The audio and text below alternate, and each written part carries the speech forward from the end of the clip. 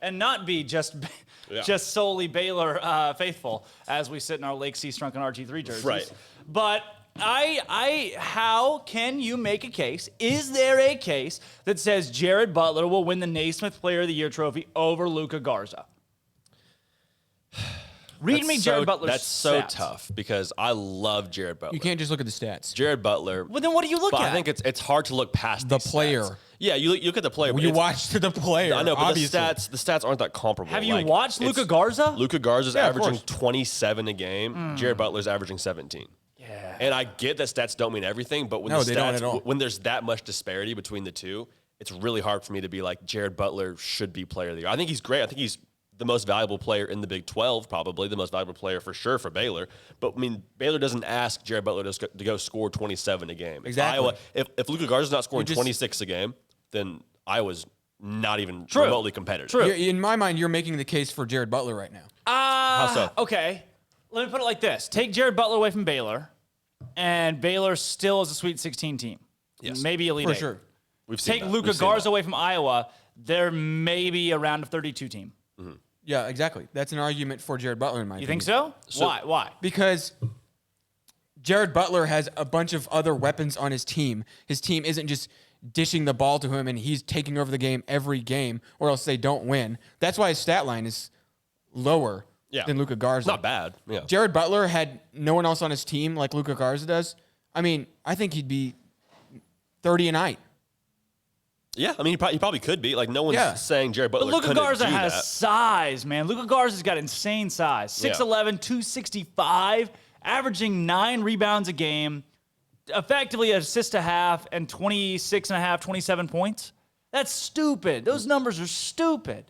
How do you not give him Player of the Year? And his team's good. It's not like his team's bad. And they're good One because of assist? him. They're good because of him. I mean, he's a big. Like, Yeah, he's a big. He doesn't he's a need- he doesn't big. need I a ton think of he assists. gets probably some credit for that. But yeah, I mean, it's tough because if Jared Butler was asked to do more, he probably could. But nobody that has a vote is saying we're going to give Jared Butler the benefit of the doubt because he has Davion Mitchell, because he has Mark Vidal, because he has Matthew Meyer coming off the bench. Like, these are all things that are probably going to help Jared Butler play longer in March. But it's not going to I don't help think him that's win the Naismith. benefit of the doubt. That's just analyzing what you see on the court.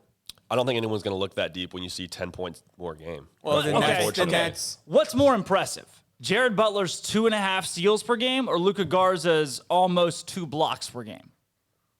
I mean, they say the guy can't play defense. I keep hearing people say, oh, yeah, it should be Jared Butler because Luka Garza can't play defense. And the man's averaging 1.7 blocks per game, a half a steal per game. He's fouling. He's got less than 3 fouls per game this year, which for a big man is pretty darn good. Yeah, like he is Iowa. Without yeah. Luka Garza, Exactly. Iowa's nowhere.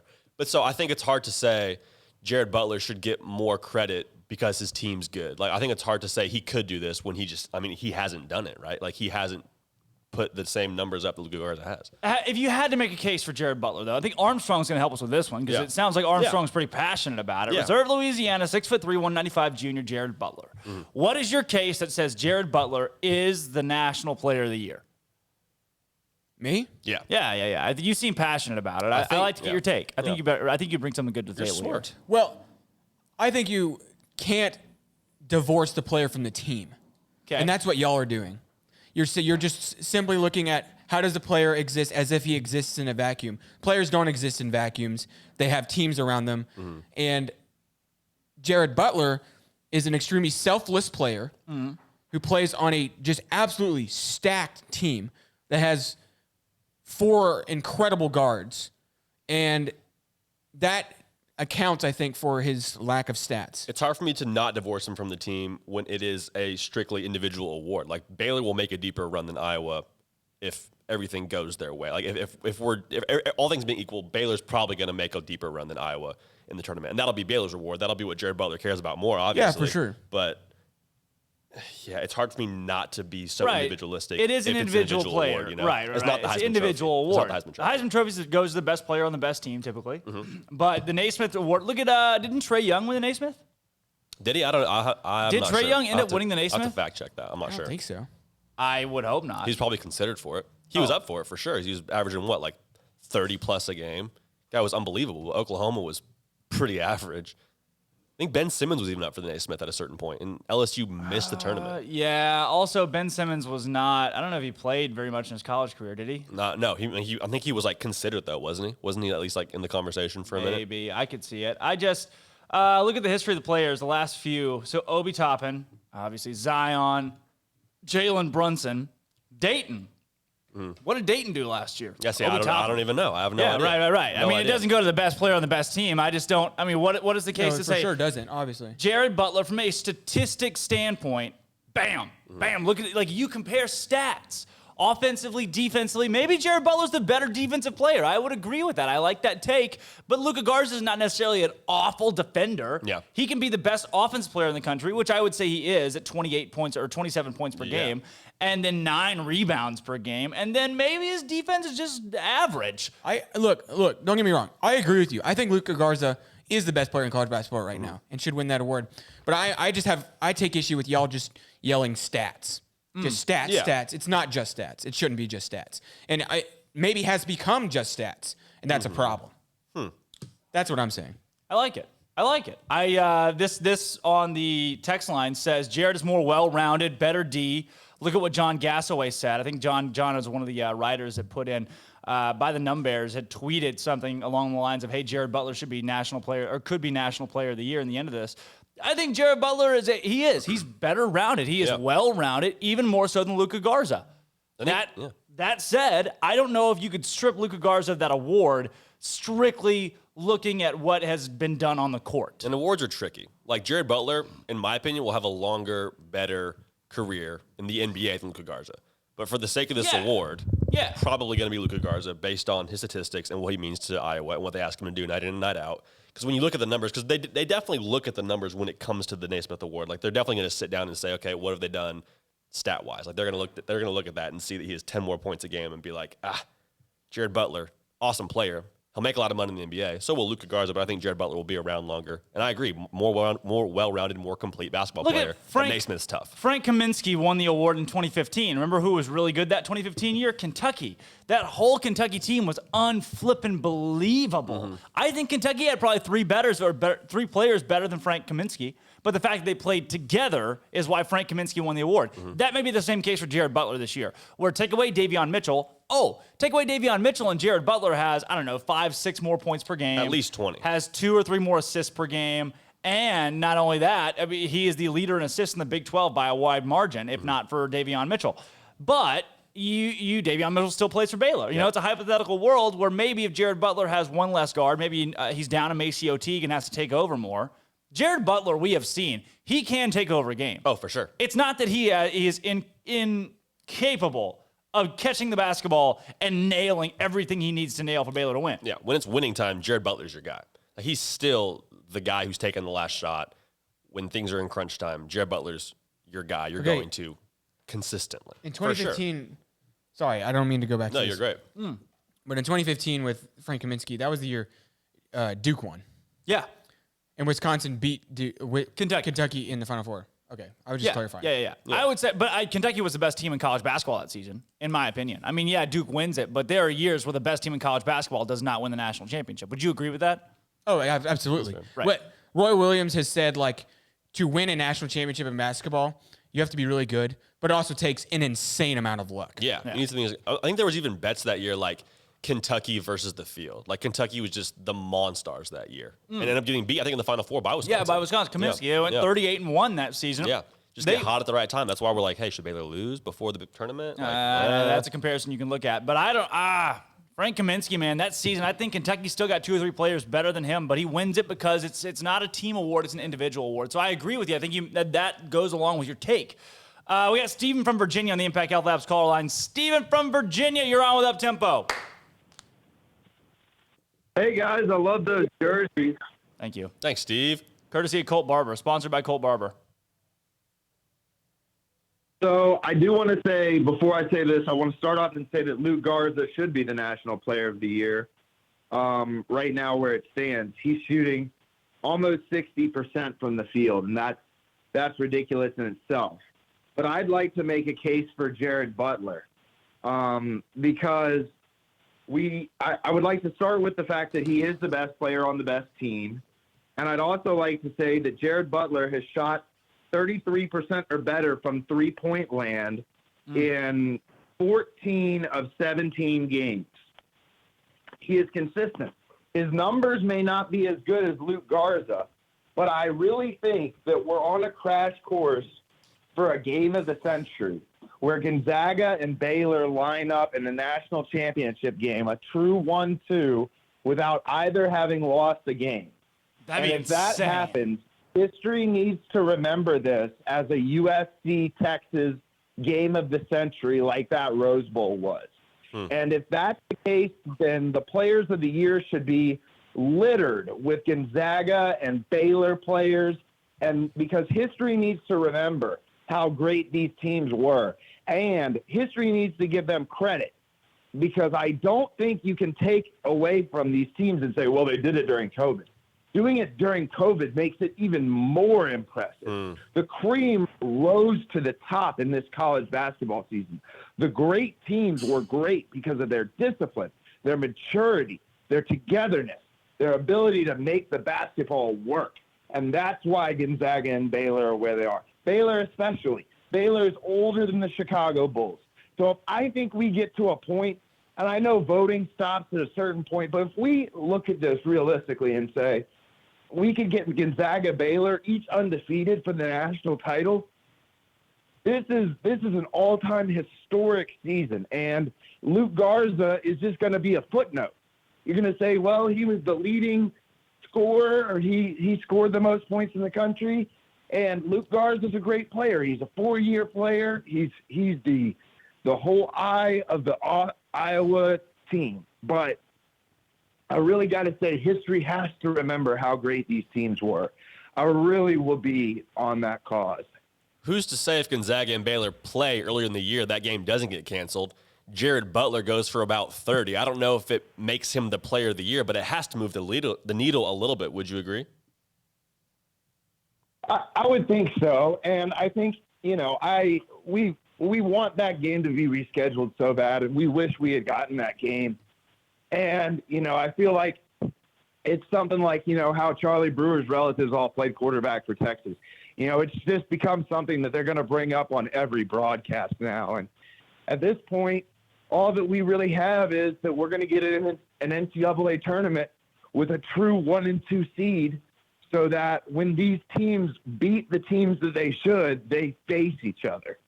And so we get the question. And I really think whichever team wins this national championship this year, I think that team is the greatest team of all time. Steven, or at least the greatest team since Indiana went undefeated in 76. Let me ask you this.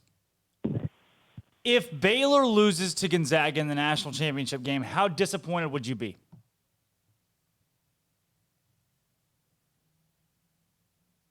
I think I'm a more realistic person than I used to be. I think I would be really upset for about an hour. But I've got to be honest, if Baylor made it all the way to the national championship game, I've been a Baylor basketball fan for a long time. I told Ashley Hodge, I've been a Baylor basketball fan long enough to remember when I was excited that Pat Dennehy was transferring from New Mexico. So, on a realistic standpoint, if they made it all the way to the national championship game and lost, I think everybody would come back again and do it again. And I think that next year would be just as exciting. You think Jared Butler would come back? I love every single moment of it. You think Jared Butler would come back if Baylor loses the title?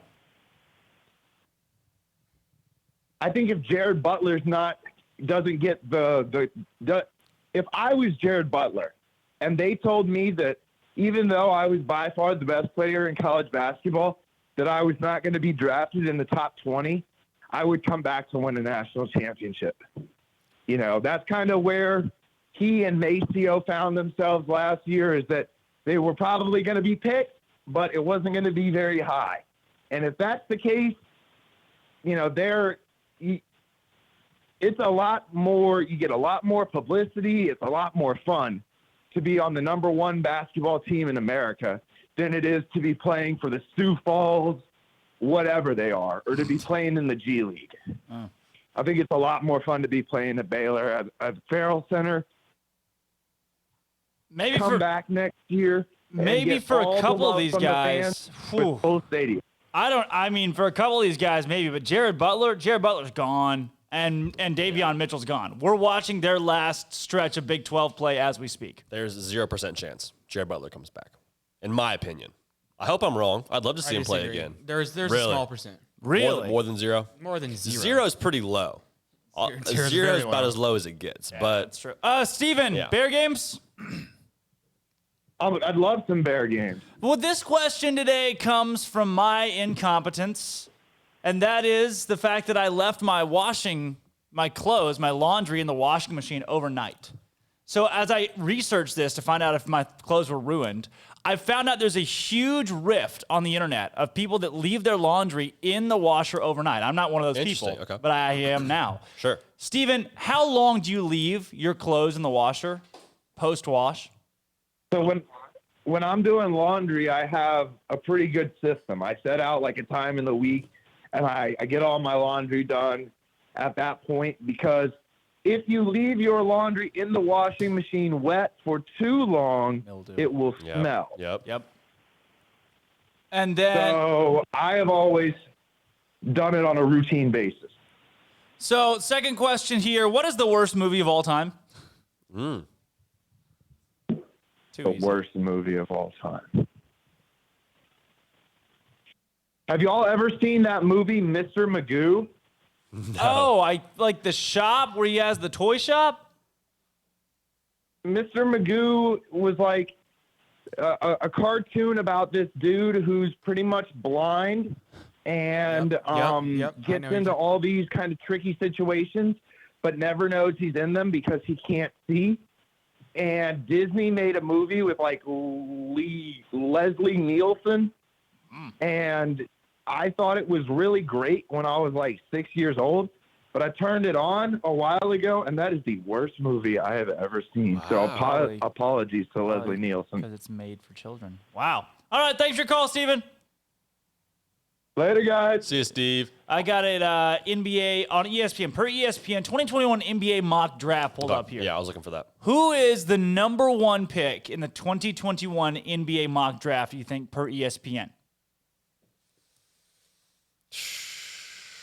It's crazy. Is it Cade Cunningham?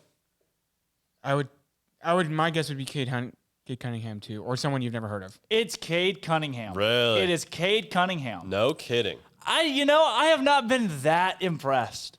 Yeah, I mean, I didn't get to see him up close against Baylor, which was what I was really excited to see, which was going to make the real metric for me of how legit is Cade Cunningham. But Yeah.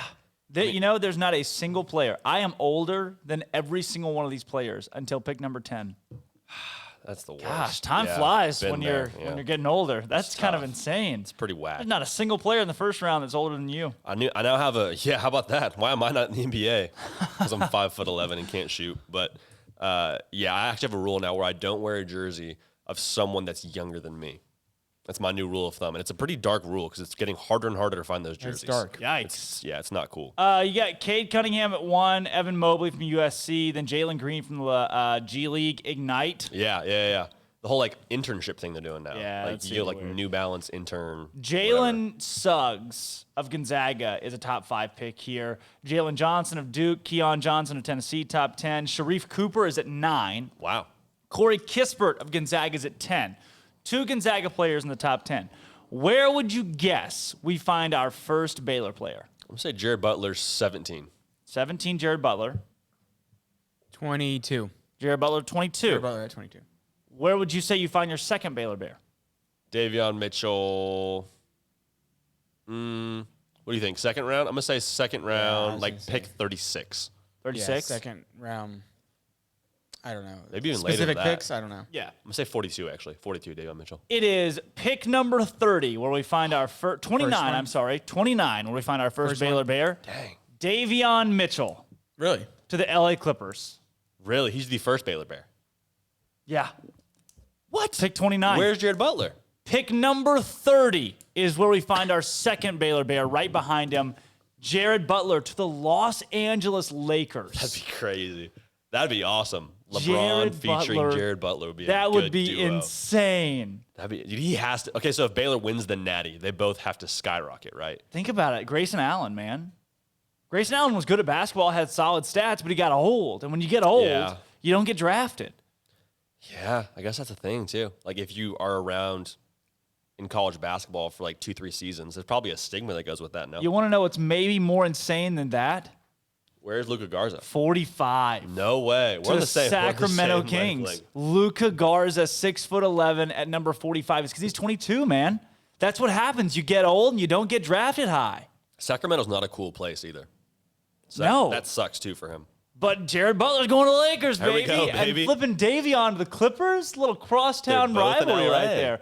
That'd be fun. There was something else I want. Oh, we had a Riverbend Liquor and Wine text line text come in that says, okay, I got a question for y'all. If we won't be out-talented by any team this year, then what style of play would be the toughest for us? 40 minutes of hell, Princeton offense, etc. That's a good question. That's a really good question. I don't know how familiar you are with like the 40 minutes of hell of the Princeton offense. I'm not that familiar. So I've been to Princeton before. But Arkansas ran the 40 minutes of hell under Nolan Richardson. That was their staple. They are going to score as many points as they can in a 40-minute span, forcing the other team 40 minutes of hell. Mm-hmm. You're going to have to endure us scoring 115 and keep up.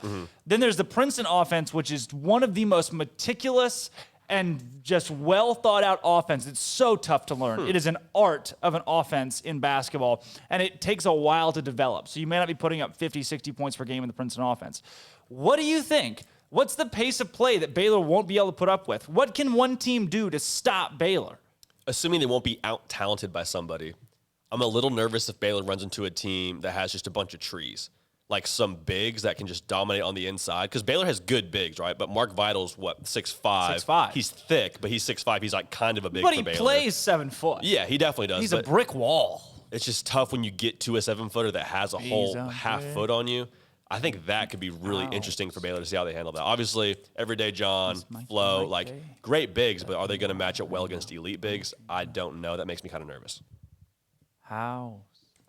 Mark Vital's a brick house. He is a brick house. He's mighty, mighty. I would not run into him full speed. I think you got to make a very good point there. Look at like Purdue 2 years ago. They had Haas and the other big guy that were both like 7'4", just the Slovenians that were throwing it down low. I mean, who's going to stop that? But you are going to have an Azubuike. You're going to have to have a Kevin Sampson at TCU. I like a lot. I think he should come into his own. He reminds me a lot of Azubuike. But you need a guy like that is bulked and can just yam it. And Baylor's not seen that yet this year, would you say? No, they haven't. Not that they can't stop. Yeah, not that they've had problems with. What about Garza? No. Do you worry about him in the tournament a little bit? Yeah, but then outside of Garza, then what? I think Armstrong makes a good point. When it's not Luka Garza, then who? Yeah. You know, what are you worried about after that? Jack Wheeler commenting, worst film of all time is either Battlefield Earth or The Last Airbender. I like